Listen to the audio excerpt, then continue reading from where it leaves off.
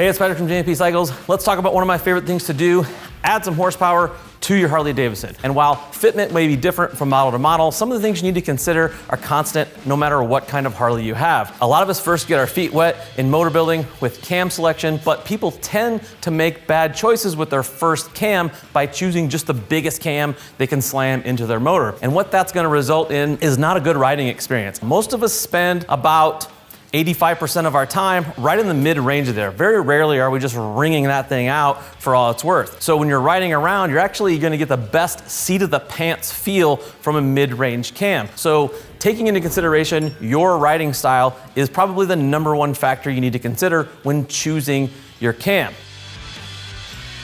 From there, you can go into the plans of what you're going to do to your motor. Maybe you're just gonna put that cam in there and that's all you're gonna do, and that's great. But if you're planning on doing big bore, cylinder heads, something like that, that's going to affect how you choose your cam. While that milder cam that you chose for your stock motor may work perfectly with your intake and exhaust, something like a big bore and head work down the road, while that cam will still work, it won't be getting all the juice you could squeeze out of that motor build. So my recommendation is, if you're gonna be doing an extensive motor build later on, either choose a secondary cam later on or wait and do all that work at once. Doing something like a big bore and cylinder head work is only gonna raise the game up for you. It's also gonna give you a wider range of cam selection. You do big bores, it not only increases the displacement, but most of the time you're bumping the compression. And that's gonna give you more options for cam selection. Now there's a couple things, no matter what kind of motor you're doing this to, whether it's stock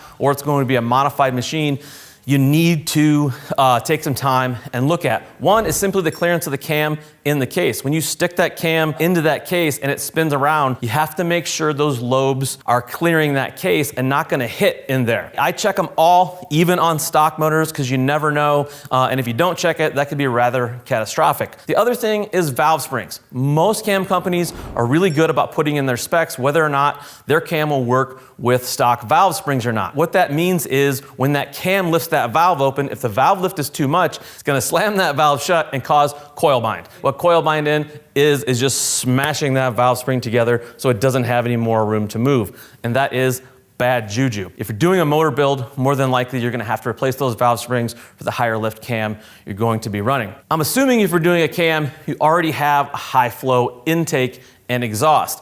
And I'm saying that because it's kind of a long jump to go to a cam before getting those, but also it'd be really counterproductive to put a cam in, which actually increases the flow of air into your motor by opening those valves bigger and longer and then restricting it with an intake. So a high flow intake is a must. As far as an exhaust, if you get a freer flowing exhaust or something performance oriented like a 2-into-1 or true duals, that's gonna give you more performance out of your cam as well. If you wanna be a sleeper and leave a stock exhaust on there, that's up to you, but you're not gonna get as well a performing machine.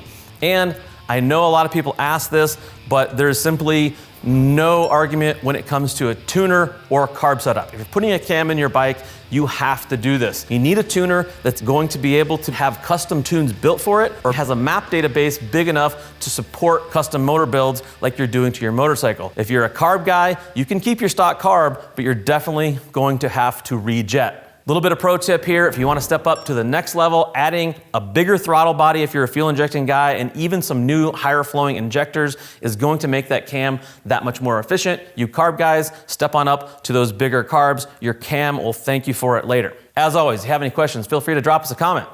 Go work on those motorcycles.